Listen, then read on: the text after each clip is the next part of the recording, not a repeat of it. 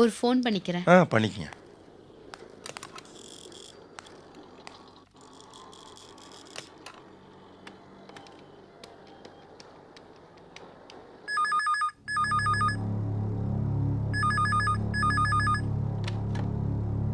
Hello.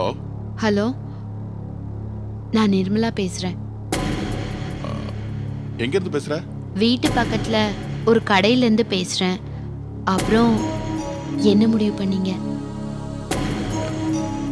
எதை பத்தி? தெரியாத மாதிரி கேட்காதீங்க. ஈவினிங் ஃபோன் பண்றேன்.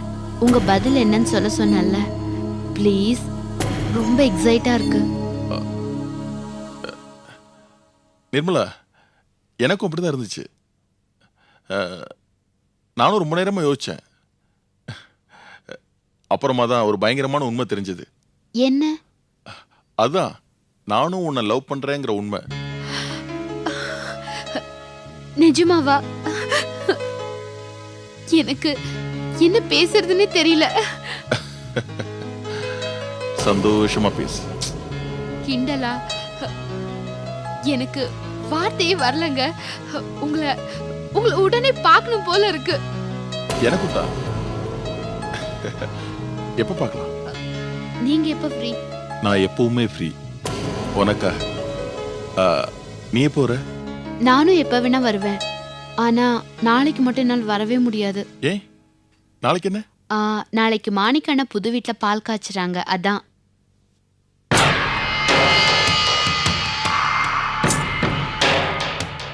என்ன ரமேஷ், திடீர்னு பேச்சியே காணும், அமைதியாயிட்டீங்க? நாளைக்கு நீயும் நானும் அவசியம் மீட் பண்ணியே ஆகணும்னு நான் ஆசைப்படுறேன். நான் முக்கியம் நீ நினைச்சா மற்ற வேலைகள் எல்லாம் ஓரம் கட்டி வச்சுட்டு நீ என்ன பார்க்க. என்ன புரியுதா? நான் உனக்கு முக்கியம் தானே?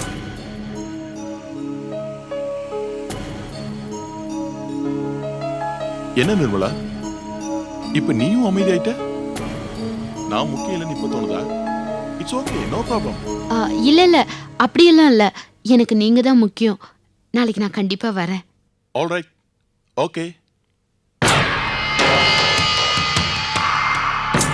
யாரா அது போன்ல?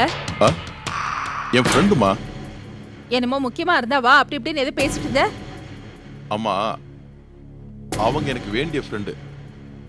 அவங்க மூலமா எனக்கு பல காரியங்கள் ஆக வேண்டியிருக்கு. அவங்க கிட்ட இப்படிலாம் பேசினாதான் அவங்க மசிவாங்க. இப்ப பேசினா சரின்ட்டாங்க. சில பேரை கவுக்கணும்னா இப்படித்தான் பேசியா.